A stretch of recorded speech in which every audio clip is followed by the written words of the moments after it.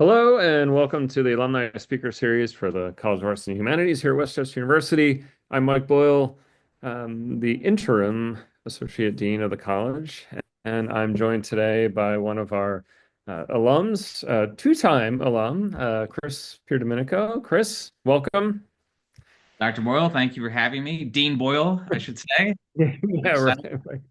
Right. Thank you so much for taking the time. We have lots of, I think, interesting and fun things to talk about, but the first place I want to start though is just get a little bit of kind of like the beginning of the Westchester University Journal journey, and then we'll kind of fill in all the other cool stuff you've been doing and like kind of what got you there. But tell us a little bit about like how'd you end up at Westchester University?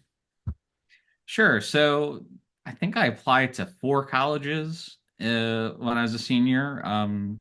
And at the time, when I was a senior, I was still figuring out what I wanted to do. So, I initially applied to Westchester as a psychology major because I really liked talking to people, and I was kind of that friend that the other friends would go to talk to for advice. I thought I really like that. I'll go. I like talking to people, sure.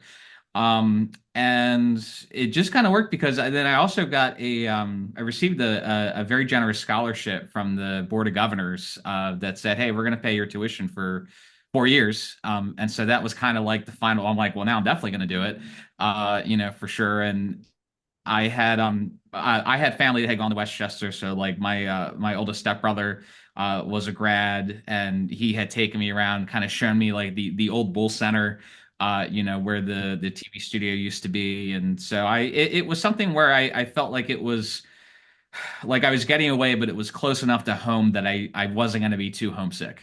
So I think that was Mhm. probably a big part of the decision. And I also at the time I was leaning into considering a career in teaching. I knew that Westchester was a great teaching school. That's what my brother went there for. And I thought I felt that Westchester would be a good place that even if I changed my mind, I would be okay. If I Mhm. wanted to try a couple different things, I wasn't going to be put into a corner. And that worked.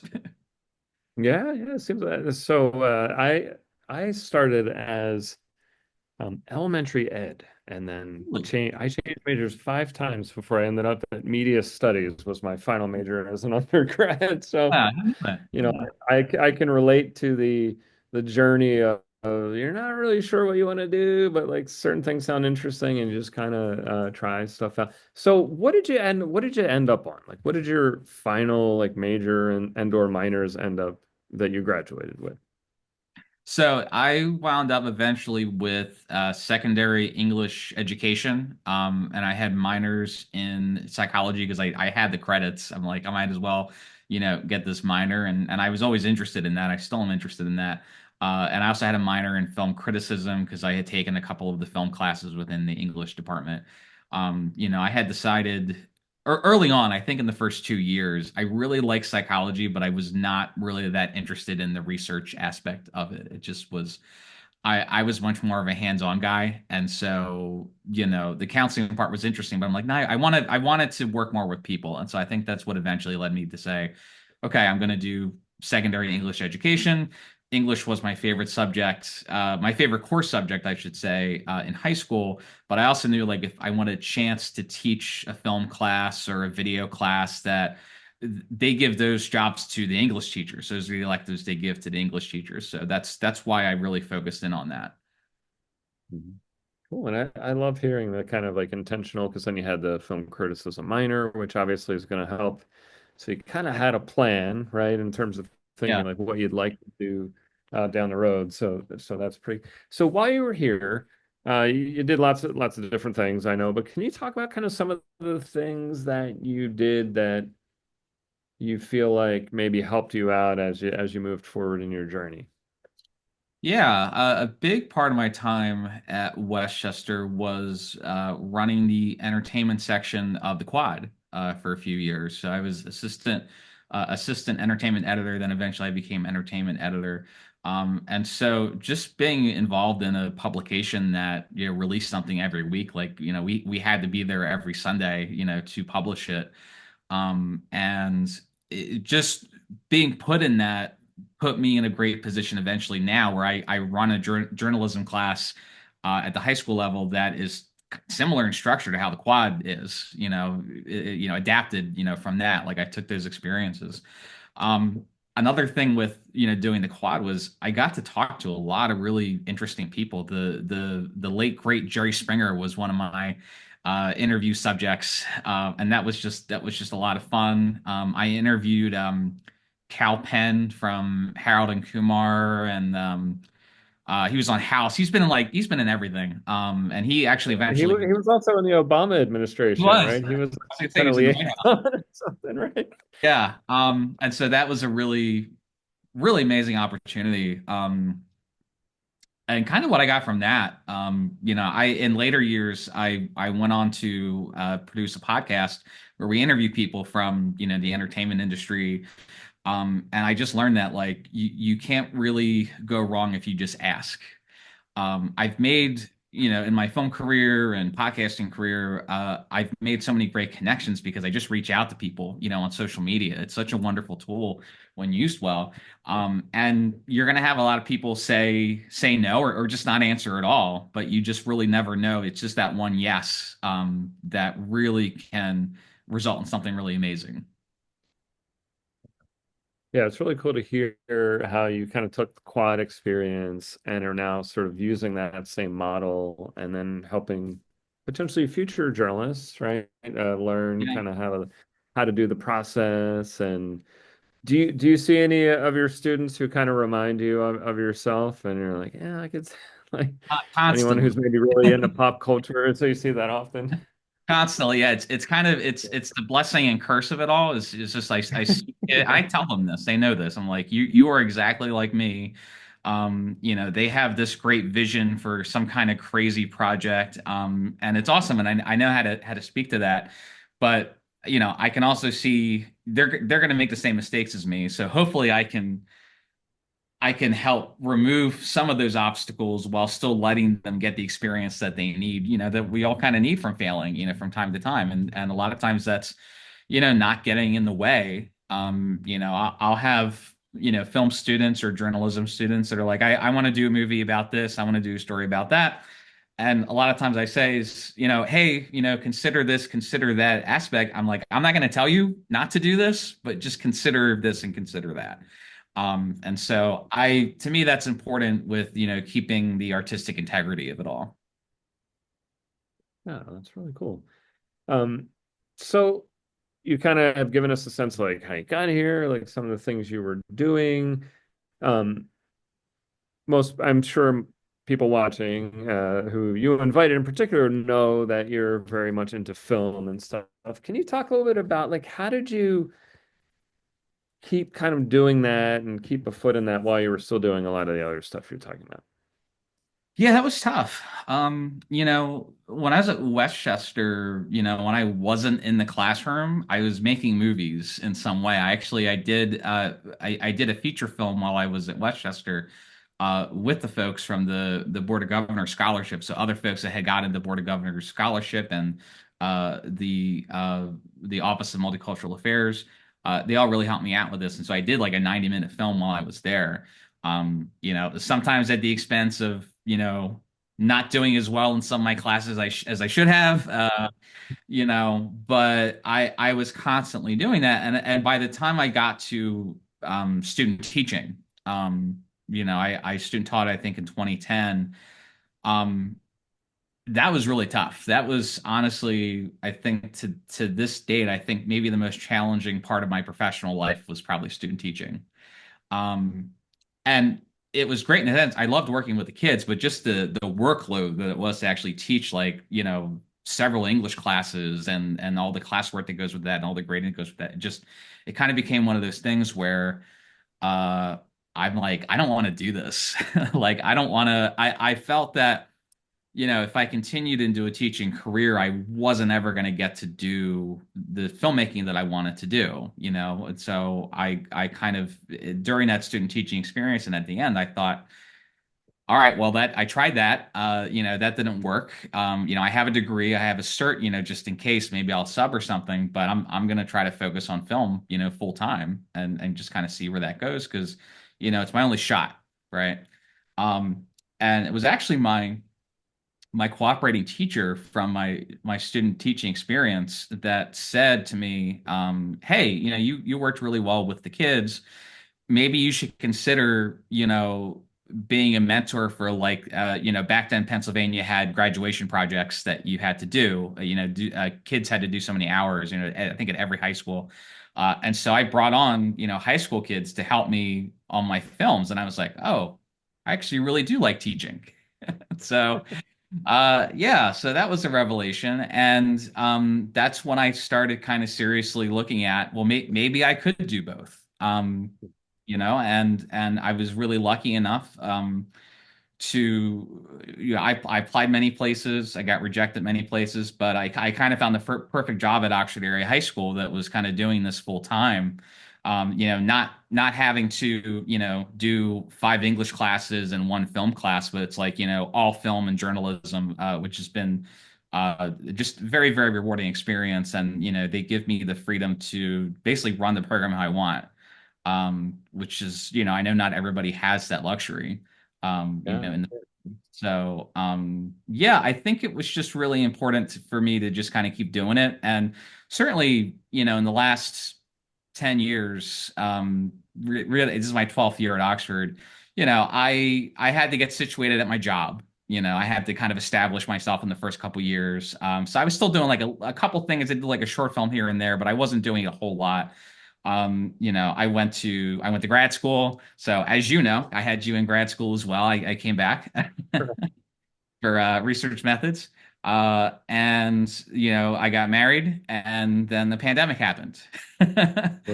Um, and so kind of what led me to doing the film Delco the movie was I had done this movie in high school that I'd always said I was going to go back to and kind of remake in some way. I wanted to make the definitive version of that. And then when I graduated in '04, I started Westchester in '04.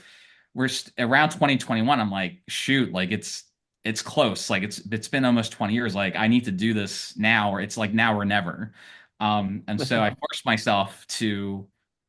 I'm like, I got to write a draft. I had, outlines for years. I mean, I did outlines for this when I was at Westchester, just like a newer version of this, and I still have them Mhm. all. But what I had to do, I had to force myself to, I had summers off, which is nice. I wrote like 5 to 10 pages every night over summer 2021. I Oh, wow. no matter if it was like even if it was terrible, and oftentimes it was, but just I had to force myself like, okay, before I go to bed tonight, because I don't have to go anywhere in the morning, I'm gonna write at least like 5 pages. And by the end of the summer, I had a Yeah. draft. Like, I'd miss some days here and there, but by the end of it's really kind of about getting that first draft out there. And then that kind of gave me the momentum to move forward. And yeah, the reason it's happening now is I feel like I have the experience to do it now, and I think I have kind of managed the other parts of my life where it was a good time. And if not now, when? Would be the question.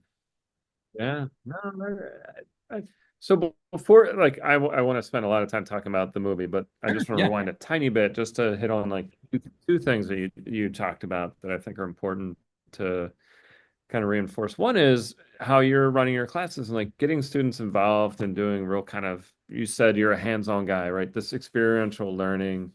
And that just sounds like such an awesome way for your students to learn. It also sounds like that's a lot of like what you picked up was just doing stuff. And that's such a great way to learn. And then you also mentioned the idea that like you're not always going to succeed, right? Sometimes stuff doesn't work, and just so I want to make clear to anyone watching that you are someone who perseverance and like but you always had such like a good attitude about stuff too. I felt like sometimes things don't work out and we get down and it's but I felt like you always took criticism, took feedback, used it, and just kept going forward. And, as you're talking about like how you worked through, figuring out the teaching thing, like you could have just pulled the plug, right? And gone in a different direction, but you didn't. You were receptive to somebody giving you some positive feedback about how, hey, you're good at this. Like students are responding to you,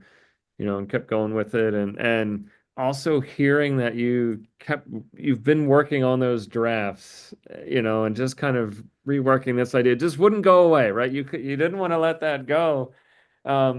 Before you get into the current, like how it all went currently, talk about the high school experience, like you making this movie, because you did it, there was a high school version that's Was somewhere, right?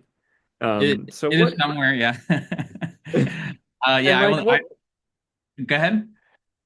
no, I just want to hear more about, because I like you talked about seeing, in your students, you're like, yeah, I see, that reminds me of me, and like what I was doing in high school and college was making movies as well. So hearing that kind Yeah. of thing that you were doing, I can relate to that. But I'd love to hear a little bit more about, like, because then I feel like when we talk more about the current version, we can touch back to like this is what you're able to do now compared Yeah. to what you could have done back in with the high school version. So if you want to just give a little Yeah. bit of sense, like what was that high school version of Delco the movie like?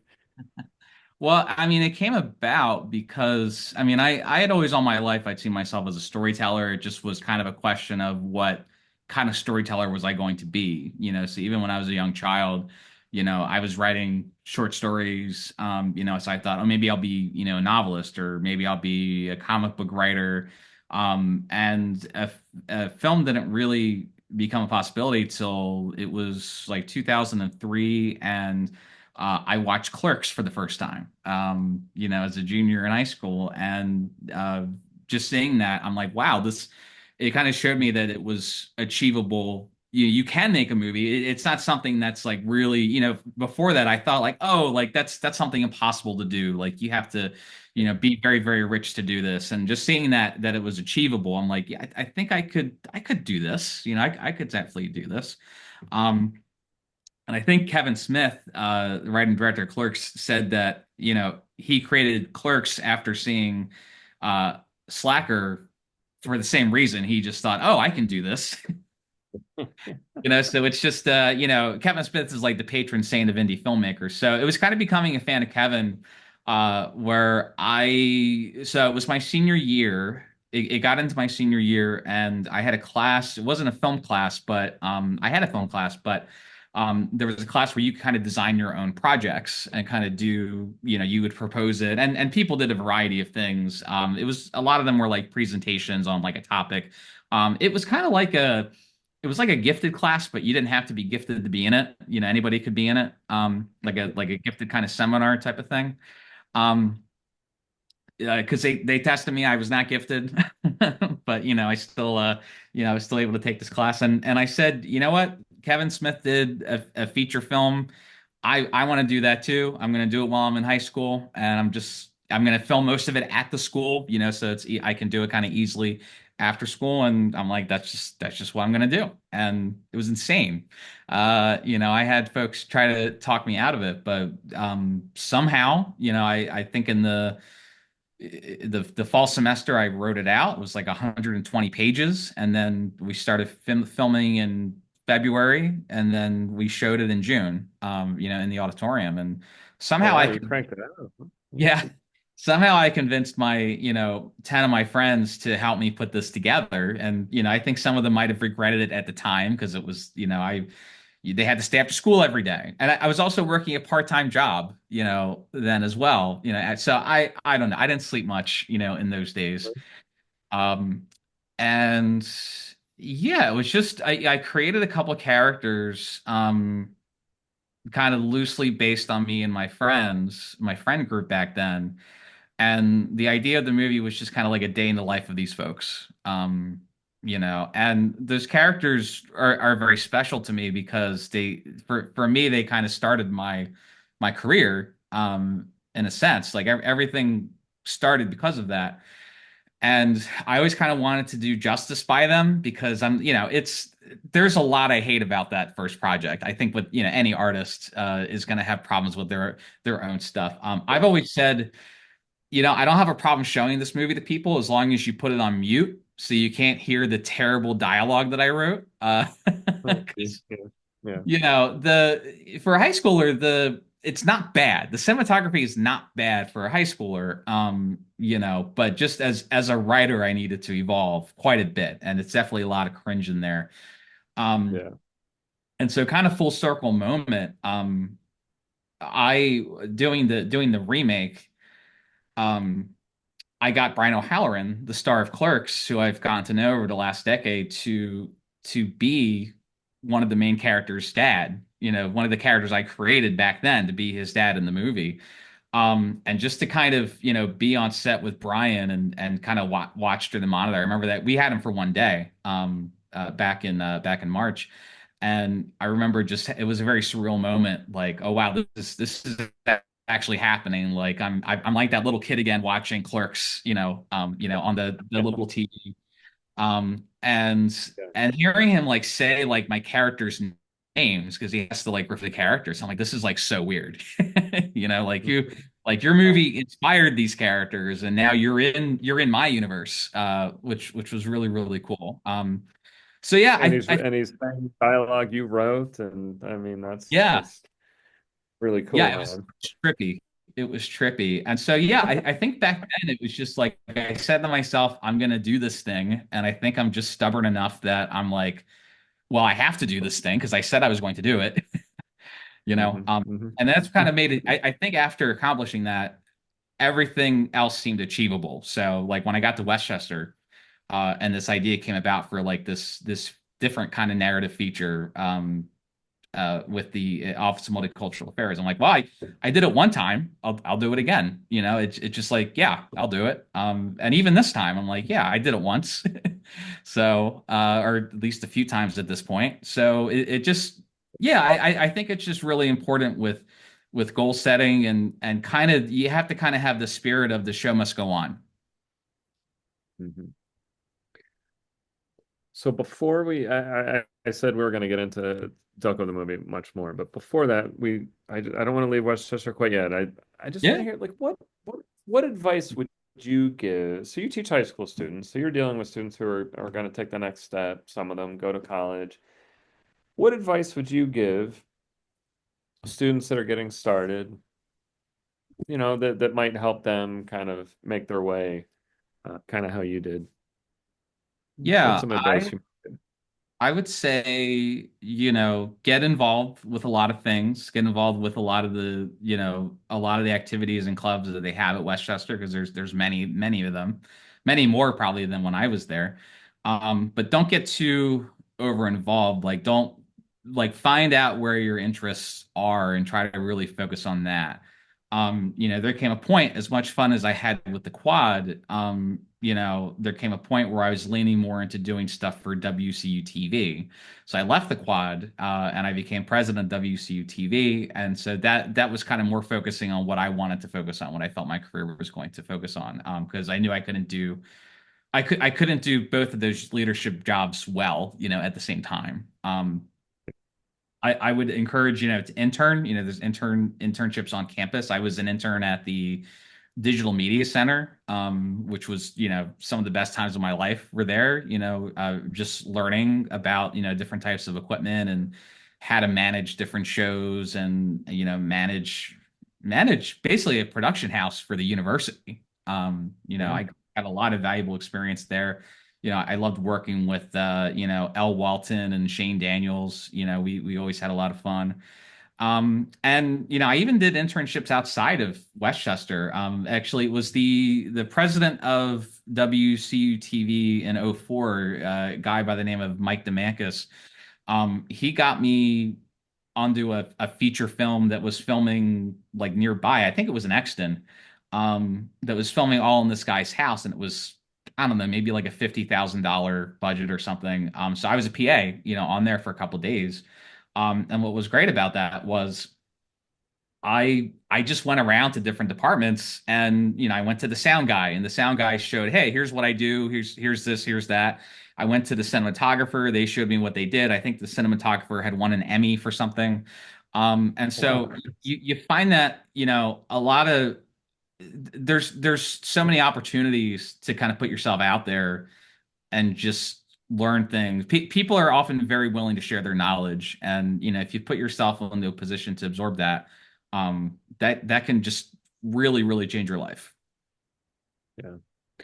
Yeah, and I think like a trait that's really valuable that we don't often talk about is like curiosity. Like that's kind of what you're demonstrating there about you just like you want to just absorb all this stuff and like see what everybody's doing and learn how to do all these different things. And my first job out of college was a TV station in Stroudsburg, Channel 13, and I was the same way. Like I used to just sit in while the techs were repairing stuff just because I wanted to see like what's inside the camera look like. Like how do you fix these problems? Learn how to do the white balance in the studio, all this stuff like that. Like just wanting to soak up all that stuff. So hearing about that, you embracing that same kind of approach. And my guess is like somewhere in there, all that stuff was in there when you're working on your own massive project. You've got Yeah. some of that stuff in there, like, oh yeah, like frame in a shot this way, or move it over here, or change to this angle. Like that stuff's just in there because you've been doing it, you've been learning it, you've been trying it, you've been thinking about it. Um, so, all right. So now we've got some good advice, right? I think for, college students and a lot of, I think what you've talked about is also going to help people succeed at the next level, right? Building out that resume with getting involved in stuff, just be active, but not too active, right? So you can really kind of have some depth to what you're doing. So that one of the big things that now you've got a full-time job, you got lots of stuff going on, but you also a huge project you've got going on is your movie. And you gave us a little bit of a tease about like you talked about the high school version of it. So now here we are. Tell us a little bit about where things are at with that and kind of what's going on with it.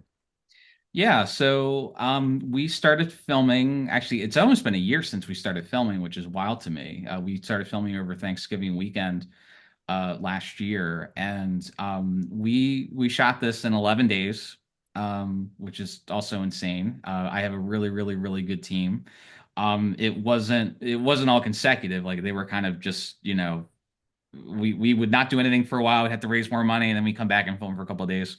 And so we finally have a release date of January 17th, 18th, and 19th at the Media Theater. So we're actually going to be having four showings of it. We're going to have the red carpet event on Friday night, and then we have two showings on Saturday and the matinee on Sunday. So it's coming together pretty quick. I'm in the process of finalizing the edits and kind of the color grading and getting folks to help me with the sound mix at the end. But it's almost here, which is crazy. It's I'm very excited about it, but I'm also there's this part of me I'm like I got to make sure this is good. Are you starting to feel some of that pressure of, Yes. it's your passion project. Now it's a very public passion project at this It point. So it is a very public, and then people are telling me like, "Oh, I got my tickets already. That's great." I'm like, "All right, it's no pressure." I'm excited. I yeah. mean, I'm so grateful to the community. My family and friends, but also kind of the greater Delco community that really came behind this. I mean, I wasn't anticipating that it would get as big as it got. I think the when it hit me was when my cousin messaged me on Facebook last summer and said, "Hey, they're talking about you on President Steve. President's trying to say Wow. your last name."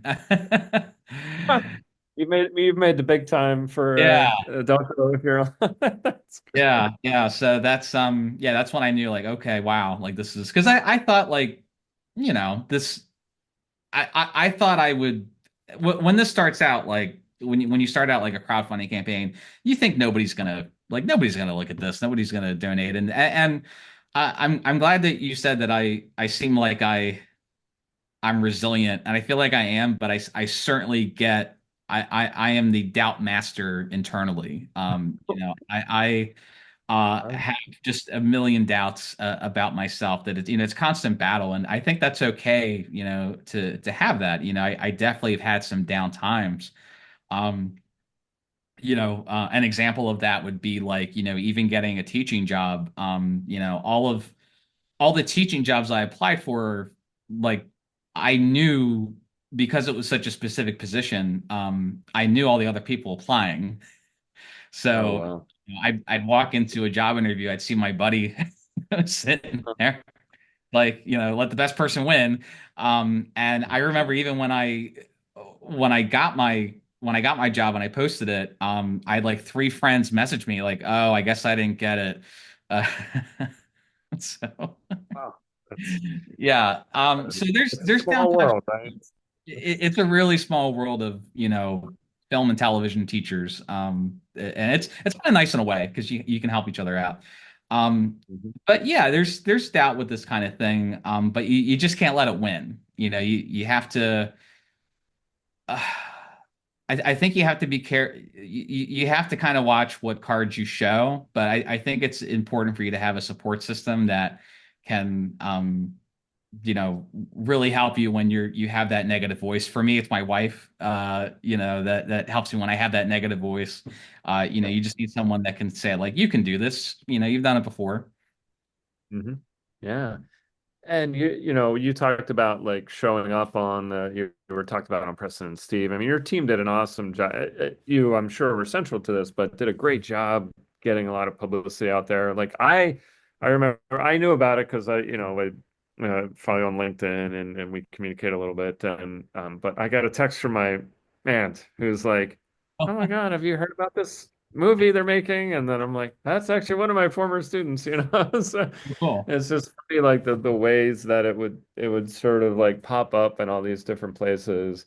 I mean, I'm pretty sure one of the stories, you were on like 6 ABC and some of the actual you know news channels, right? You grew up in the Philadelphia area, you're like, oh, Yeah. holy cow, grew up on Yeah. there. So that, yeah, We it were on was a really preview fun panel, that, which is very cool. Yeah. yeah. Can you talk a little bit about you had to raise some money to do this, because you're trying to make this, high quality. So can you talk a little bit about kind of how that went? Yeah. So, there were several phases of crowdfunding. Or I should say the first phase of the fundraising was the crowdfunding. And I think if you're fundraising for anything, it's, I think the approach not to go with is to, hey, please give me money so I can do this. I think that's a very bad approach. I look at it more as, hey, we're doing this awesome thing and we want you to be a part of it in some way. How can this serve you, or your business, or your family? And sometimes folks are like, hey, I always want to be in a movie, and so one of the rewards we did was, if you paid $37, you could be in a scene with Brian O'Halloran. There's a big church scene where Mhm. we have like a huge crowd. We actually filmed at the same church I got married at, which is fun. No way. But yeah, it's all ties together. Um, but I know people would, we had a limit for that, but that's an experience people would want, that would be, important to them. So it's not about, I think, like begging for money, and I think sometimes like any kind of fundraising can feel that way, but hey, let's be part of this journey together. How can this benefit you? And that seemed to really resonate, and I think also just the premise, people just really relate to fear of dying in Delco. If you're from Delco, that's kind of the whole premise of the film. you know yeah, I Well, remember. well, this is clear though, right? You're born and raised, Yeah. so it comes from love, right? And I feel like I'm born and raised here as well too. So you I think some people maybe from outside of there, you might think, oh gosh, you're like kind of trashing where but it's not. It's just Yeah. there's an endearment there. So it was just hearing you say like that kind of thing. And you tapped into that, I feel like really well, that there is like this prideful feel, and they want something that feels authentic to the area to do well, right? And Yeah. so you see that with a lot of, but I also love hearing the idea that you created experiences that would be engaging for the audience, right? So like you're not just like asking for money, you're giving something in return too. I thought that was really neat. I remember looking through the list of all the different things, and there were just things like that were just really cool opportunities. So that's like tapping into like what does an audience want? Like what's going to work? So really kind of audience centric approach to things, which I thought was really there's just so much creative stuff like going on as you went. Now, were you kind of working with other people to brainstorm some of this stuff? Like what was Oh this? yeah. And I want to give most of the credit to, Leah Savoli. And by the way, if you're ever looking to fund a big project, definitely check her out. I'll just Google her, her crowdfunding site. But yeah, I mean, we talked every day. I think the crowdfunding campaign started in June, and we were talking like every day starting in March, like coming out with a plan, for this, and like, who's in your network, and which was helpful. I had a good starting network where just I kept in touch. I with a lot of people, I had formerly worked with or gone to school with. It's really, really important to kind of keep maintaining those connections, and social media is a really great way to do that. So we had a foundation, um, Yeah. to kind of start with. And then that kind of helped things, once it had the support of like my inner network, and it was kind of like, oh wow, it's at like 5,000 today. It's like, oh, this thing might actually happen, and then other people are going to want to be a part of it. So it creates a legitimacy. Nice. I just love hearing like that kind of like sort of the inner workings of like what, because like people will see the final product, and this is a common thing you get. You probably know this because you work with like you'll do stuff for people, and they think a 10-minute video, hey, yeah, what's that? It's like 10 to 15 minutes of work or something, and not realizing just there's so much happening before that final product comes out, right? There's just tons of work, and there's the sweat equity and the idea and all of that. So hearing a lot of those inner workings, I think, are really cool. And I would hope that anyone who's a creative type who's watching this would kind of see, all right, yeah, like these are some really great ideas, and also I think inspirational as you think about like continuing the push forward, that you had an idea that had been kind of just percolating in your mind, and you kept coming back to, and you said earlier, if I don't do it now, when am I going to do it, right? And so just grabbing onto that and doing it is really cool to hear. So, can we just revisit Westchester a little bit more? Just like, I, I love what West. were, yeah. Great, no, really So great comment. So, you gave us some advice. You talked about your journey, how you got here, um, and then you came back. You did a master's here as well. So a two-time alum at WCU. So that when you came back for the master's, that was the comm studies, right? The master's in comm studies, yeah, comm studies. right? Yeah. Um,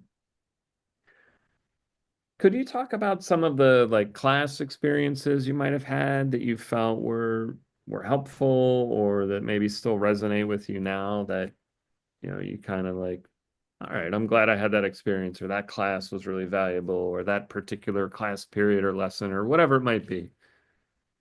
Yeah, I had so I started grad school in 2016, and that was kind of an interesting experience because I was older than most of my classmates. Most of them had just finished their undergrad, and so here I am, third year teacher. There's always that older person in the classroom that answers all the questions. So, Yes. you know what I'm talking about. So I kind of felt like I was that person. Um, yeah, I mean, I would say a lot of the hands-on classes were my favorite ones. So, as an example, like I had Dr. Gadget for a couple classes, and we would always do like a show and tell. There was always some kind of presentation element of it where we would like take a piece of media and kind of present it to the class and explain how that related to the theory of that week, whatever it was we were studying. So I like that kind of stuff. I'm blanking on the name, but I had a really good graphic design class that was um, I believe it was over the pandemic, so it just kind of worked well where we learned different design elements, just anything that was practical. I really appreciated, um, which was a handful of the classes I had there. So anything kind of hands on. I would recommend if you are teaching full time, maybe don't take two classes at once, as that was very difficult to do. Um, but it worked out. I think it kind of depends on the stage of life you're in, and so kind of the stage of life I was in, it was better for me to um do one class at a time. I also love taking Dr. Waddell's class. She we talked video games in her class, and the violent scares of the 90s, video the scariness of video game violence in the 90s and all the stuff that kind of came along with that. So anything like that that I could relate to, I really appreciated and I had a lot of fun with. So one of the things I know that you've done, I don't know if you're still doing it. You did the like some podcasts, and you do a lot of stuff that's like kind of adjacent to pop culture, like I do, talking yeah. to. So are you still doing some of that kind of stuff? And I am. I took a break from it doing the film, but I last couple of years I've been producing a podcast called DunkleVision with Brian Dunkelman. Those of you that don't are maybe too young, he was the original co-host of American Idol with Ryan Seacrest, like 22 years ago, something like that. And that was somebody that I just, again, I met on Facebook. I messaged him about working together on something, and he became like one of my best friends. And so we decided, hey, let's just do this podcast where we talk to, creative people and kind of see where their inspiration comes from. So, we're still up on, Apple Podcasts. We haven't had a show in a while. But it's something that we are going to return to, kind of after the movie stuff is done with. And I have a YouTube channel called DorkDaily, where we do, celebrity interviews and just reviews and stuff like that. But it's hard to it's hard to kind of keep all that running while doing a feature film. So it's even at this age, I'm still learning how to manage my time well. I should say that. yeah. Well, and so just to be clear, right, you're not only doing a feature film, you also have a full-time job, Yes. right?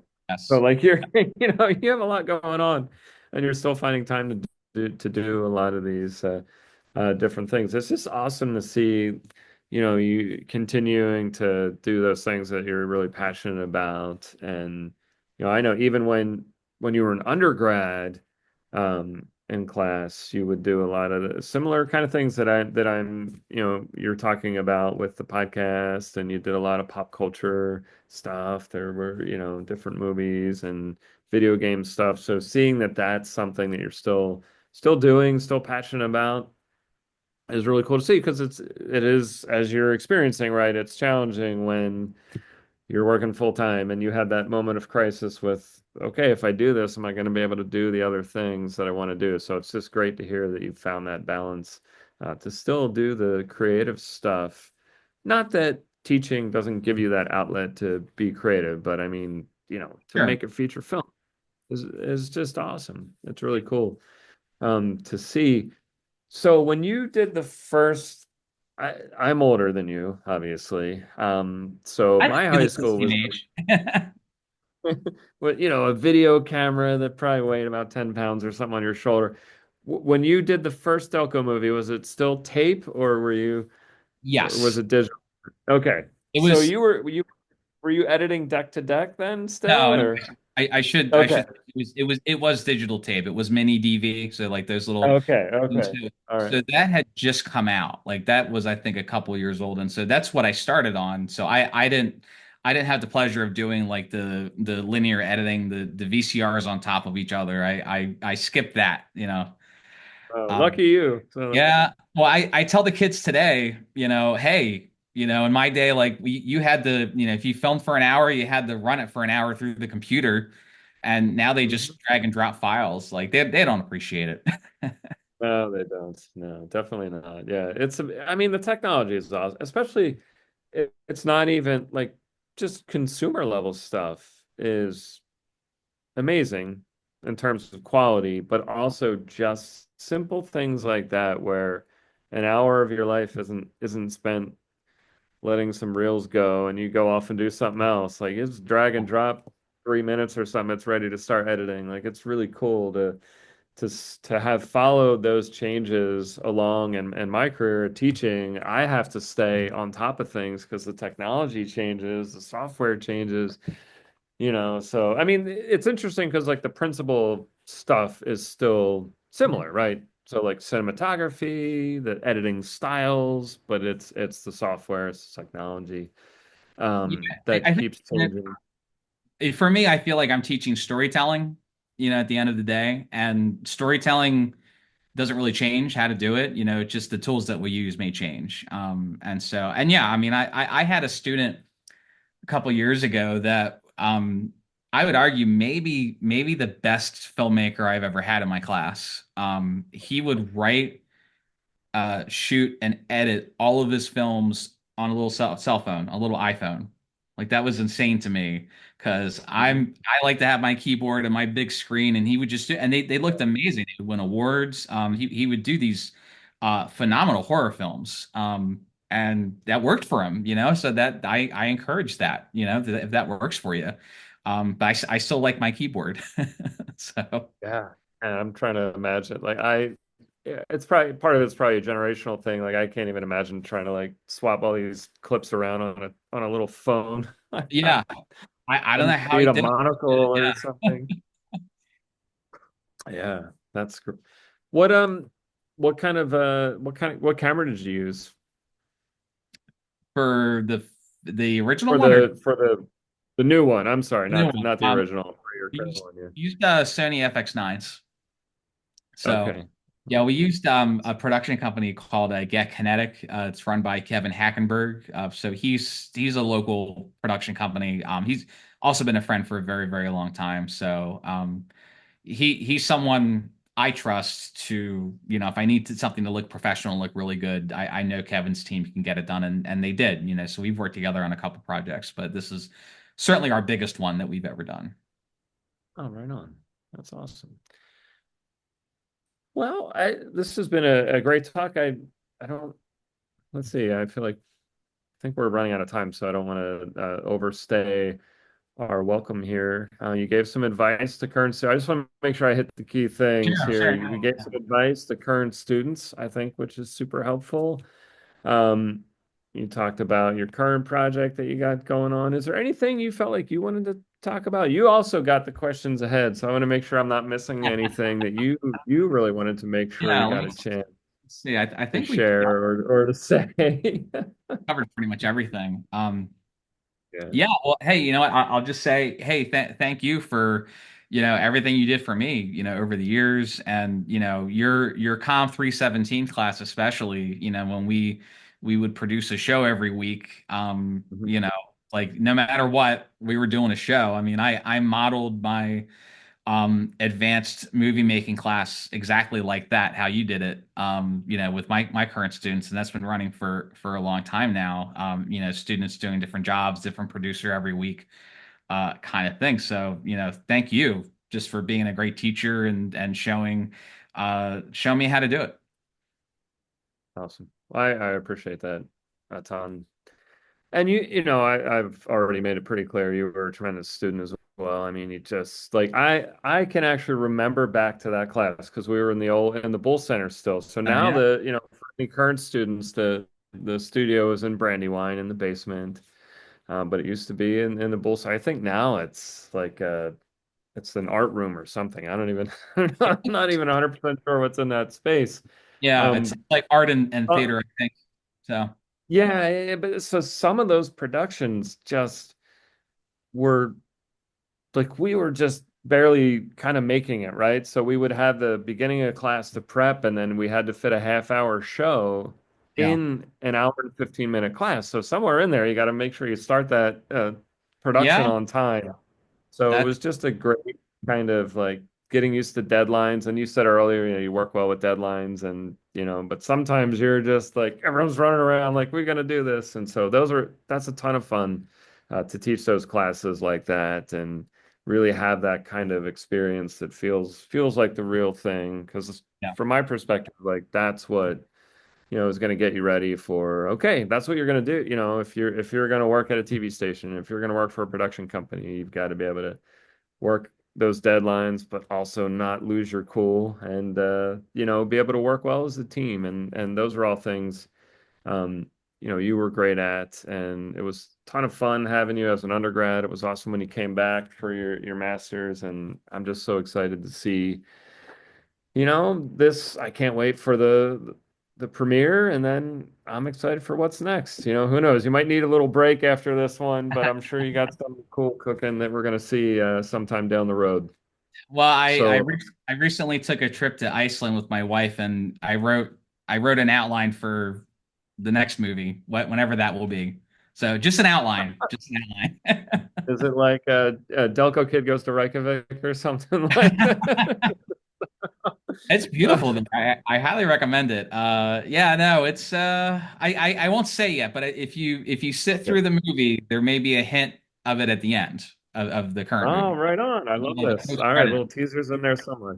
Yeah. That's awesome, Chris. Well, that's a good spot then. This was great. I really enjoyed talking to you again and catching up, and I hope to see you at one of the showings of Delco the movie at the Media Theater, which I have to say, I used to be called the Waverly, right? In the way back in the day when I was a kid. I don't know if it was a movie theater still when you were growing up around there, but I actually saw Who Framed Roger Rabbit and Witness at that Really? movie theater.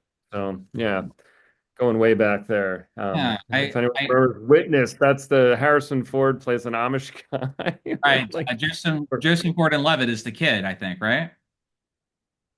no, no, no, it's Lucas Haas or whatever. Yeah, Oh, close so call though. Yeah, you're right on. They have a similar kind of look, especially when they were younger. yeah. Awesome, man. Yeah. Well, Thank Chris, thanks you so so much much. for taking time. This was awesome. And good luck wrapping up the production and getting it ready for the premiere. All right. Thank you, Dr. Boyle. Always a pleasure.